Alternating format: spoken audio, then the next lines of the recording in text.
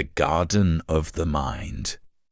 In a quiet village nestled between tall green hills and a winding silver river, lived a young man named Erin.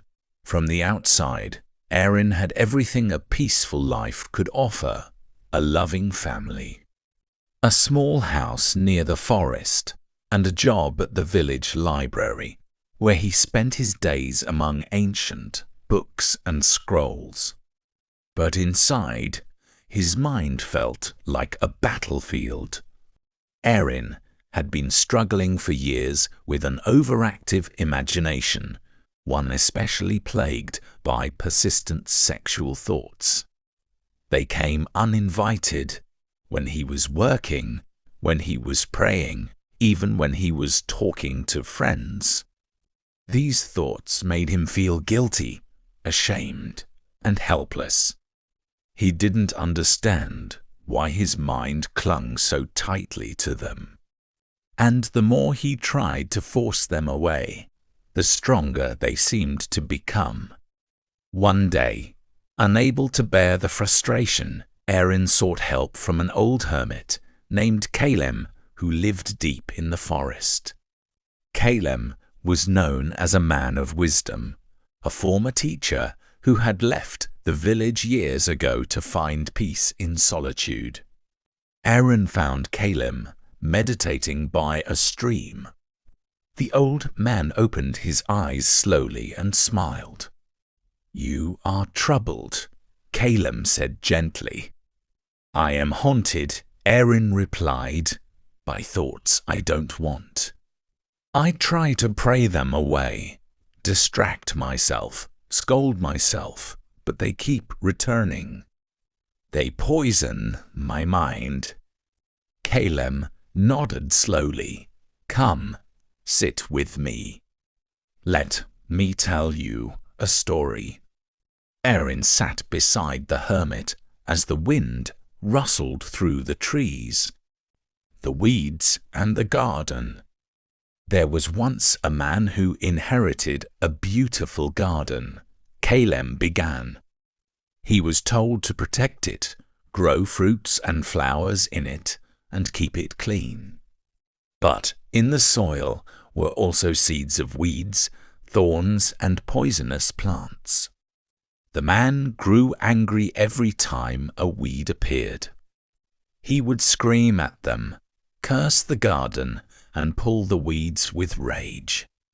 But the more he did this, the more weeds returned, stronger and thicker. Eventually, the man gave up. The garden became overgrown and wild.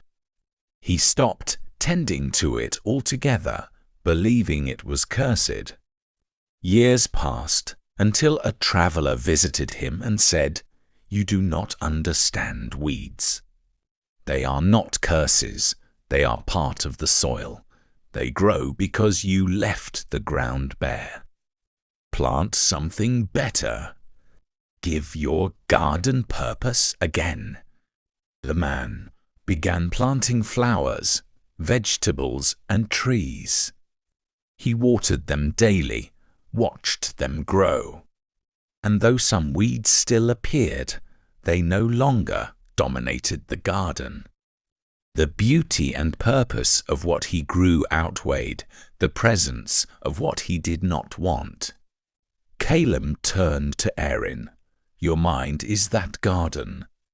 Sexual thoughts are not curses. They are weeds that grow in empty or distracted soil. If you do not give your mind a higher purpose, it will fall back to instinct." The practice of rebuilding. Erin spent the next few months living with Calem. The hermit did not teach him how to destroy thoughts, but how to understand them. First, Erin was taught awareness. Instead of reacting to thoughts with fear or guilt, he was told to observe them without judgment.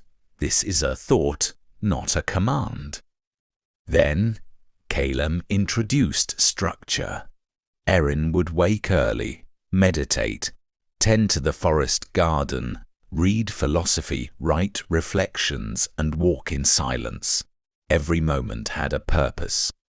Idleness, Kalim warned, was fertile ground for obsession.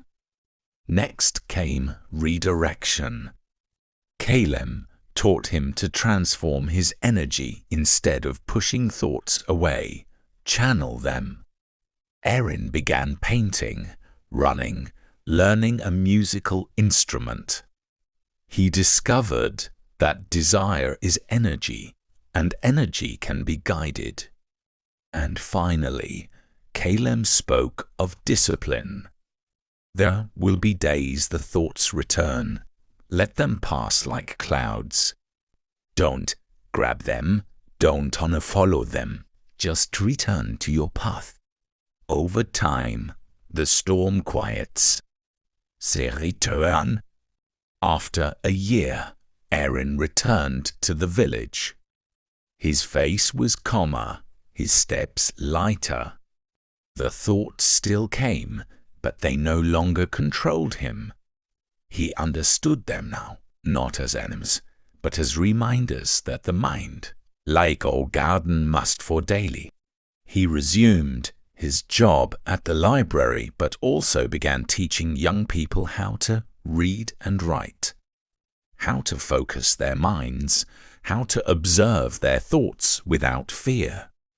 He became a quiet mentor to others struggling with the same inner battles he once thought were his alone.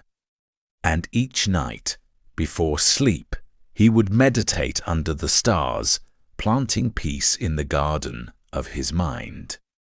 Moral of the story: sexual thoughts, like all thoughts, are part of the human experience, but they need not dominate you.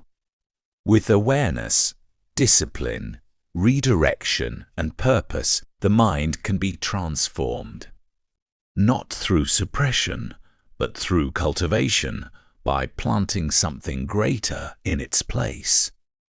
If you like this story, please like, share, and subscribe for more real stories like this. Thank you. And don't forget to share to your beloved one.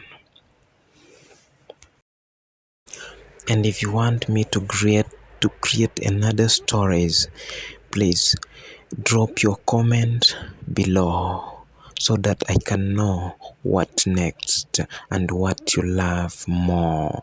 I can create more stories. I can create every stories. Just tell me in the comment section and I will give you direction. I will create amazing stories like this. I think you like it. I think you enjoy this story and it is very thoughtful. Thank you.